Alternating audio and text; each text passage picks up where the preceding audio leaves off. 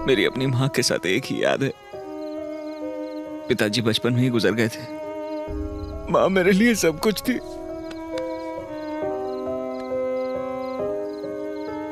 और एक दिन ऐसे ही माँ भी मुझे छोड़कर चली गई और घर पहुंचा तो वो थी ही नहीं। मुझे कुछ समझ ही नहीं आया। आखिरी बार मैं अपनी माँ को देख तक नहीं पाया। जब मेरी माँ को मेरी जरूरत थी मैं उसके साथ नहीं था। रोज ये बात मुझे दुख पहुंचाती है। माँ ने मेरे लिए कितना कुछ किया है, अंतिम संस्कार तक नहीं कर पाया। क्या करूं? कैसा बेटा हूं मैं भी। मुझे लगा था वो मर ही नहीं सकती। मैं उसे देख भी नहीं पाया। जब किसी की मौत होती है हम अंतिम संस्कार करते हैं ताकि जो जिंदगी उन्होंने जी है हम उसे इज्जत दे सकें। मैं माँ के लिए वो भी नहीं कर पाया। ट्रेन से फेंक दिया उन्हें जैसे कचरे को फेंकते हैं, मेरी माँ को। सिर्फ मैं ही नहीं, मेरे जैसे और भी हैं। किसी की माँ, किसी का बाप, किसी की बहन, सबको ऐसे ही वो लोग आखिरी वक्त में नहीं देख पाए इन लोगों की वजह से।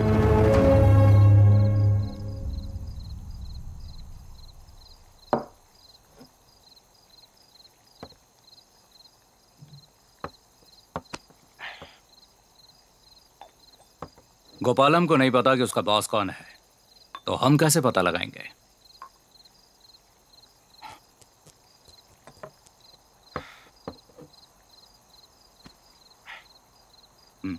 जरा वो दो।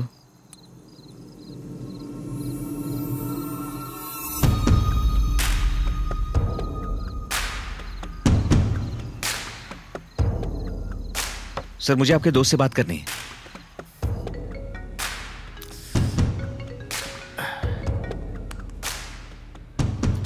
हेलो आदित्य, आत्रेय को तुमसे बात करनी है। सर।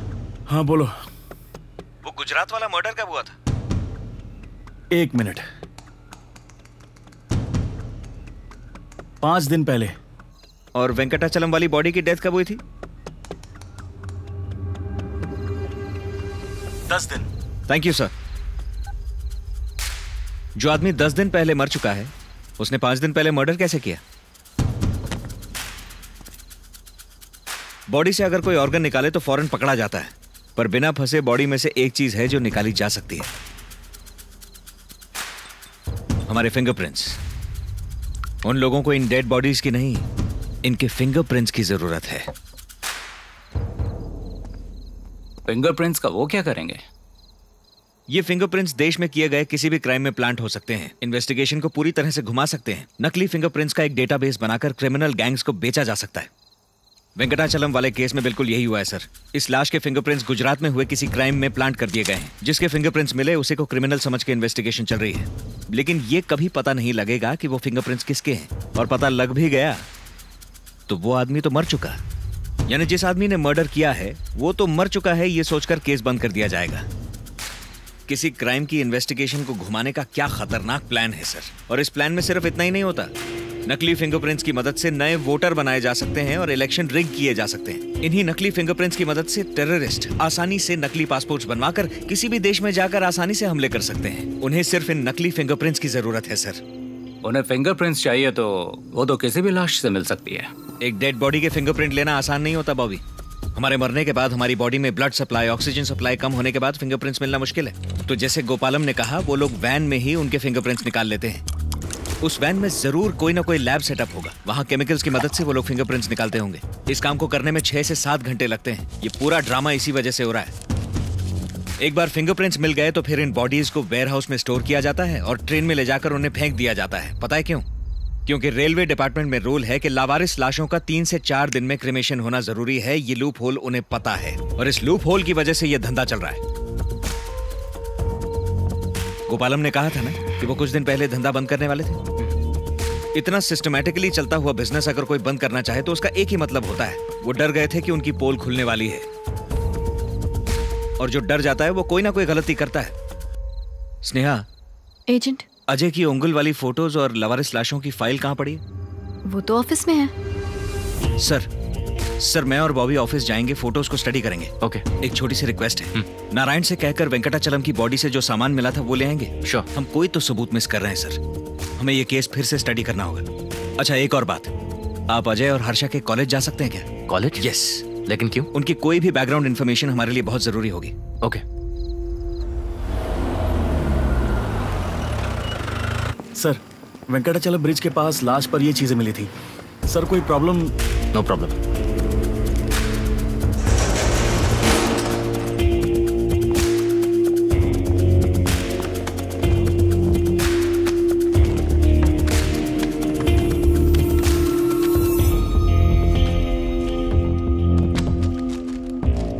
वो कांस्टेबल का कवर दो।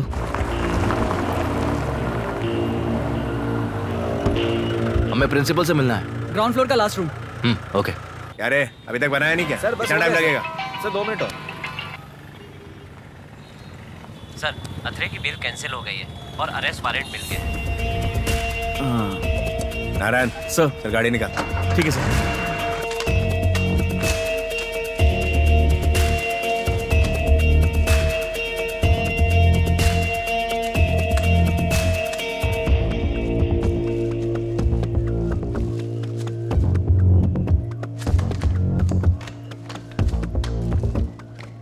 उंगुल में अजय ने डेड बॉडी की ये फोटोज ली थी। वेंकटाचलम की बॉडी के हाथ में ये था। दोनों के हाथ में एक ही तावीज कैसे?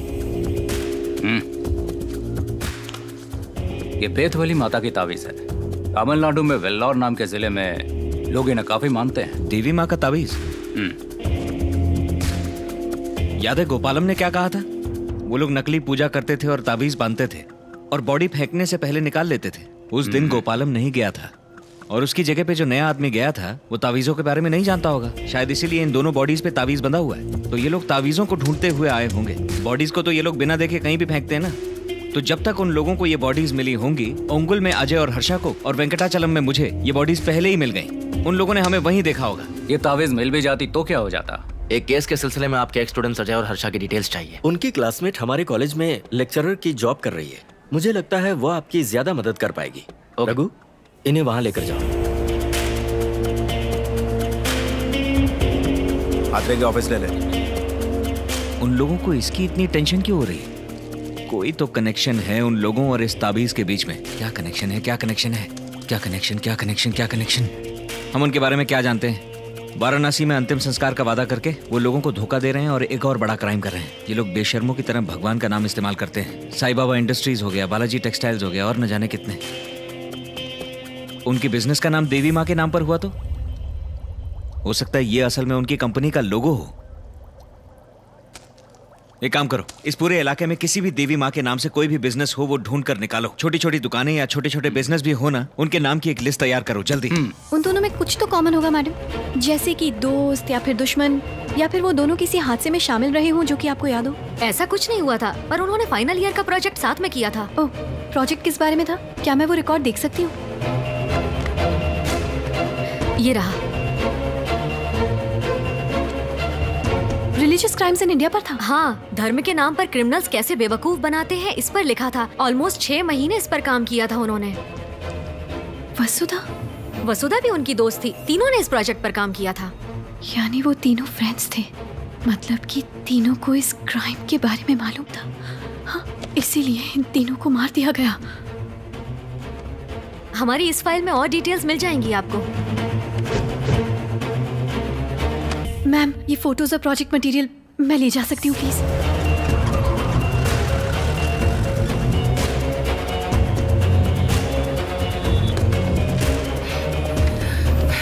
ये रहा। ये देवी माँ है? हाँ। बेतबली अमन मिल्क डेयरी, बेतबली अमन टेक्सटाइल्स, बेतबली अमन एनजीओ।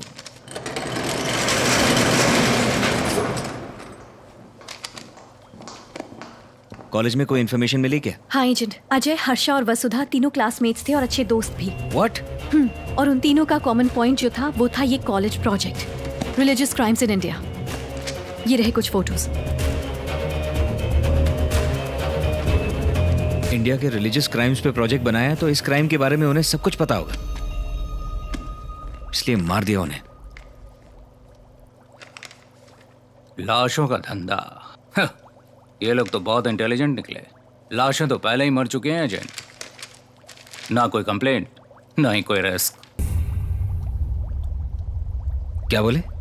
मतलब ये एजेंट, रिश्तेदार समझ रहे हैं कि लाश को काशी ले जाएगा, तो कंप्लेंट लिखाएगा कौन?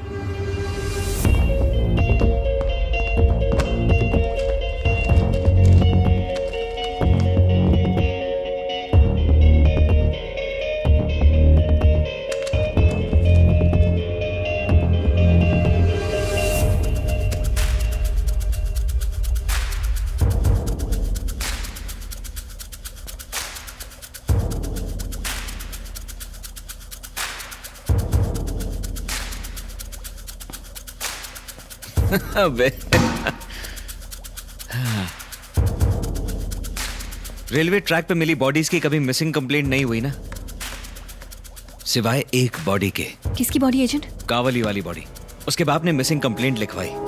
रेड ड्रेस, उसके हाथ पे उसकी मां का टैटू। मुझे एक बात बताओ सर, बचपन में उसके हाथ पे बना टैटू जो कि उसकी डेड बॉडी पर भी मिला, वो इस फोटो में से कहां गायब हो गया?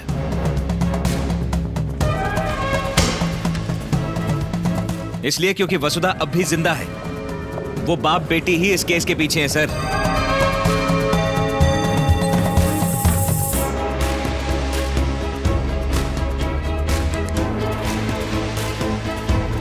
अगर वसुधा जिंदा है तो उसके मर्डर का नाटक क्यों किया?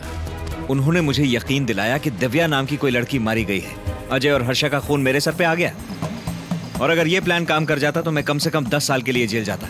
मगर इस प्लान में 2 गलतियां हो गई। पहली, मुझे दिव्या मिल गई। दूसरी, अजय की मौत के वक्त मेरा जेल में होने का सीसीटीवी फुटेज मौजूद है, तो मुझे बेल मिल गई। पहले तो सिर्फ अजय और हर्षा थे, पर अब अत्रेया भी हमारे लिए खतरा है। अगर ये तीनों कभी मिलते हैं तो जो जानकारी अत्रेया को मिली है वो अजय और हर्षा को मिल जाएगी।